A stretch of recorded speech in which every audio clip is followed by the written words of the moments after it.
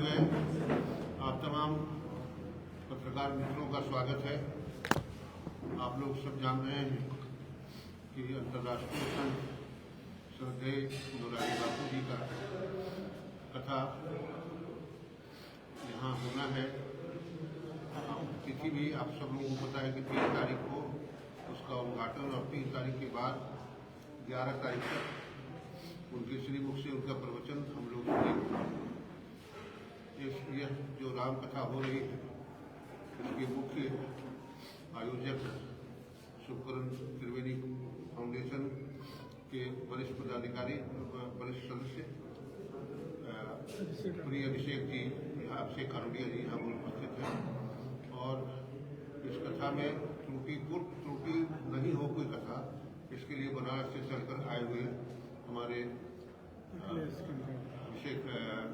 अखिलेश जी हैं मौजूद, और हम लोग अशोक धाम ट्रस्ट के सारे लोग हम लोग इनको सहयोग कर रहे हैं हर तरह की व्यवस्था के लिए। व्यवस्था में आप लोगों से मैं ये चाहूँगा कि आप लोगों को जितनी बार पहले प्रिय अभिषेक जी आप लोग को अपना संबोधन दे दें, उसके बाद आप लोग के मन में जितनी भी बातें हों आप लोग पूछ सकते हैं। धन्यवाद। आप सभी का स्वागत है। पहले तो मैं क्षमा चाहूँगा कि थोड़ा विलम्ब हुआ ये कार्यक्रम को चालू करने में। जैसा कि अंकल ने बताया यहाँ पे कि 3 से 11 तारीख तक बापू के श्रीमुख से यहाँ पे रामकथा का आयोजन हो रहा है। 3 तारीख को सायंकाल 4 से 7 और बाकी सभी दिन सुबह 10 से 1 बजे कथा का कार्यक्रम है। कथा के बाद भोजन प्रसाद की व्यवस्था है। सभी बहुत सादर आमंत्रित है कि खूब कथा का श्रवण करें और प्रसाद ग्रहण करके जाएं। ये सार्वजनिक कथा है, सभी आमंत्रित हैं और जितने ज़्यादा से ज़्यादा लोग आए, सुने और लाभान्वित हों उतने ही हमें और सबसे ज़्यादा बापू को खुशी होगी। बस आप सबका स्वागत है और हम चाहेंगे कि हर दिन आप लोग आए और कथा प्रसाद ग्रहण करें।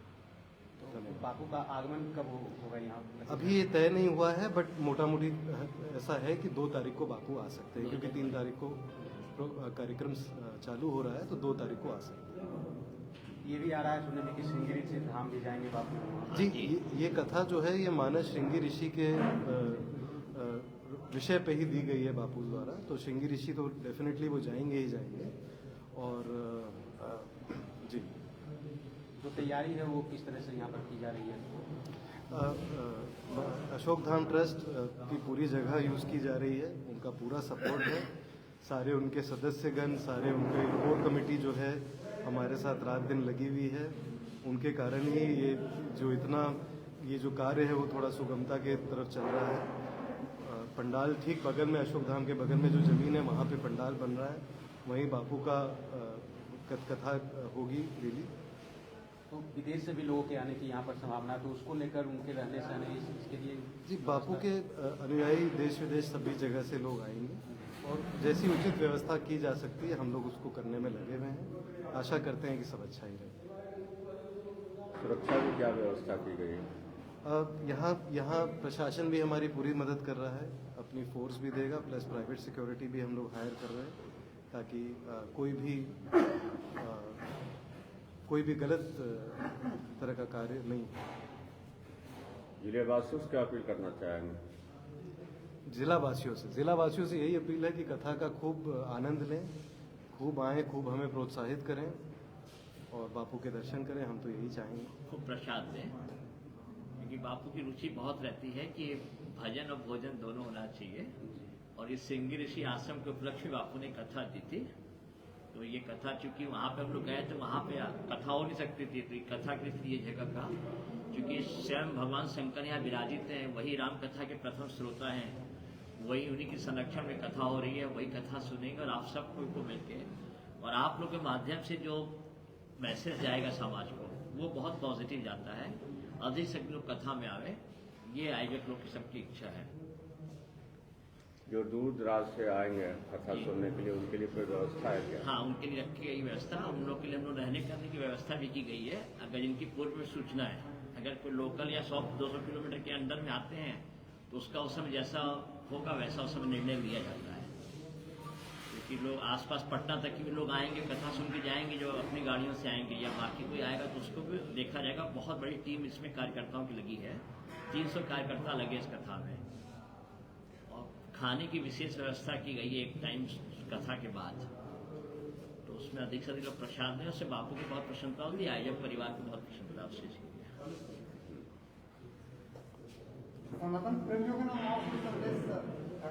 संदेश देने का काम तो सरकार आप लोगों का है ना। बताओ जी, संदेश देने का काम तो आप लोग का है। सिंघानिया सर भी कुछ बोलेंगे। हाँ तो ही बोले।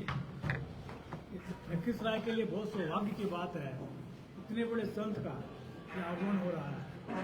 बहुत प्रयास के बाद इतने बड़े संत का यह प्रोग्राम मिला है। अशोक धाम ट्रस्ट पूरी शिद्दत से इस काम में लगा हुआ है, और आप लोग के सहयोग से, आप लोग के सभी लोगों के सहयोग, लखीसराय वासियों के सहयोग से ये कार्यक्रम पूर्ण रूप से सफल होगा, ऐसी उम्मीद करते हैं। सभी लोग सहयोग करें। कार्यक्रम की पूरी व्यवस्था की गई है। 10,000 स्क्वायर फीट, 40,000 स्क्वायर फीट का हम लोगों ने पंडाल बनाया है श्रोताओं के लिए। एकदम ठंड लगेगी। कि ये सोच है कि 10,000 तक लोग भी अगर आए तो पंडाल में हट जाएंगे।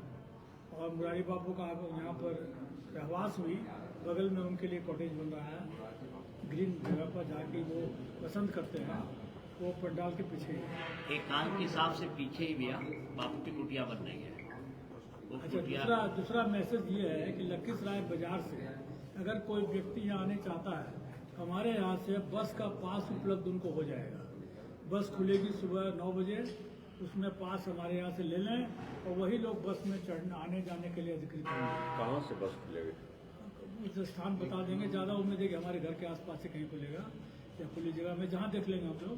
9 बजे खुलेगा और पास ले ले, वही लोग उस बस में चढ़ेंगे और लौट के फिर वापस जाएंगे उससे। तो सभी लोगों के लिए संभव नहीं है।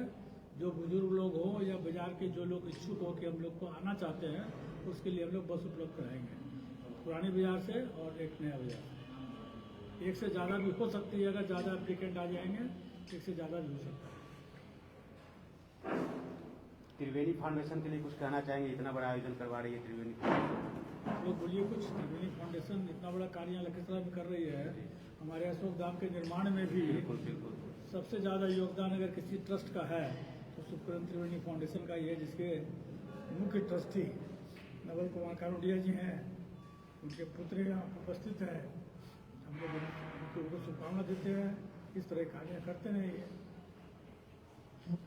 हम लोग जब लायंस क्लब में भी थे और जब आंखों का ऑपरेशन हम लोग करवाते थे समाज के लोगों का, तो प्रति वर्ष उनका 4-5 का कैंप शुक्र त्रिवेणी फाउंडेशन के द्वारा वो अकेले अपनी ओर से करवाते थे।